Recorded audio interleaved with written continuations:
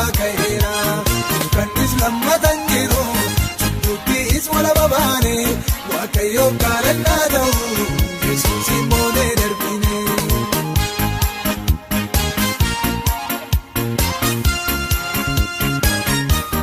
Yesuun warra jalloota akeeka gooftaa hambifne garuu guddaa ramaanii akka isaan yaadan hin taane maali ko'ummaan ammana awwaala marsanii eegu gooftaan koo bukkee darbeera sokkeera mirga baadhatu inni du'ee du'aa ka'e abboon seetanaa jabeera ba'ee mirga baata'e gooftaan koo du'aa ka'eera.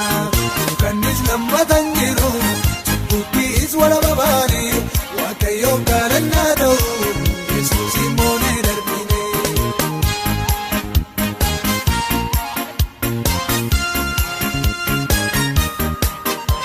Du'arrattaboo kan qabu Mariyaa diinaaf itti ibse ilma Waaqayyoo duwwaadha isaatu hurrii nu baase. Dukkannis lammatan jiru cabeera arfiin du'icha Waaqayyoon kadhannaa ta'u Yesuus abbaan mo'icha. Inni du'ee du'aa ka'e abboon seetanaa jabeera ba'ee mirga baata'e gooftaan koo du'aa ka'eera. Kannis lammatan jiru cubbuuttis wala babaane Waaqayyoon kadhannaa ta'u Yesuus moonee darbine.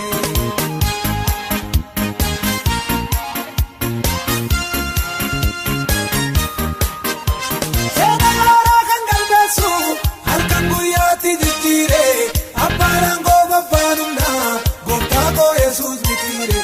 Nutti uwwisee dirmadummaa hin jiruun lamuu salphinni du'aaf nu gidduu dhaabatee murtoo kenneera gooftaani. Inni du'ee du'aa ka'e abboon seetanaa jabeera ba'ee mirga baata'e gooftaan koo du'aa ka'eera.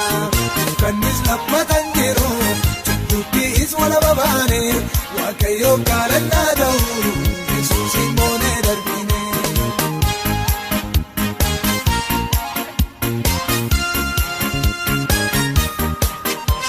Ka'eera gooftaan ka'eera mirga baasaatii ka'eera.